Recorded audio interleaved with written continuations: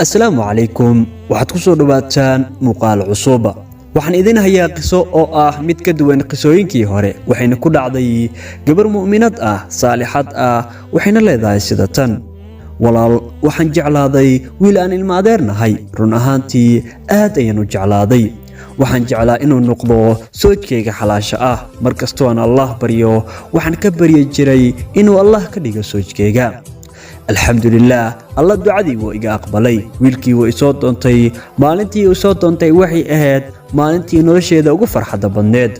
looma diidin, waa la isku daray. waxaa dhacay meherkoodii, laakiin arooska ayaa dib loo dhigay. waxay leedahay waxaan isla diyaarin jirnay alaabihii la dhigi lahaa guriga. markii aan diyaarinay arooskana uu hal maalin ka dhiman yahay, ayaa taleefan lii soo diray. waxaana liigu dhahay, heblo, alla ajir ha kaa siiyo. wiilkaa intaasoo sano ku hamin jirtay, haddana guurkiina uu dhici rabay, wuxuu ku dhintay shil gaari. walaal fiiri arrintaas. gabar intaasoo sano ku hamin jirtay wiil markuu arooskoodii dhici rabay ee ku dhacday arrinta. haddaba gabadhaasi maxaad ka filan lahayd?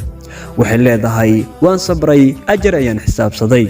markastoo aan hadda Allah baryo, waxaan u weydiiyaa dembi dhaaf inuu Allah dembigiisa dhaafo. haddaba gabadha muslimadda ahay iyo wiilka muslimka oo kuma lihi wax ma jeclaanaysid, laakiin jacaylkaaga dariiq noocaad u maraysaa. ma waxaad u maraysaa shukaansi iyo inaad saqdhaxa aad u soo jeedo been iyo waxyaabo aan loo joogin, mise Allah ayaad ka baryaysaa qofkaad jeceshahay?